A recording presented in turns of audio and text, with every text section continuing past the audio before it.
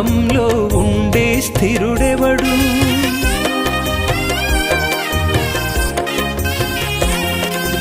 మరణము రుచి చూడక బ్రతికే నరుడెవడు? కలకాలమి లోకంలో ఉండే స్థిరుడెవడు? చిన్న పెద్ద తేడా లేదు మరణానికి, చిన్న పెద్ద తేడా లేదు మరణానికి.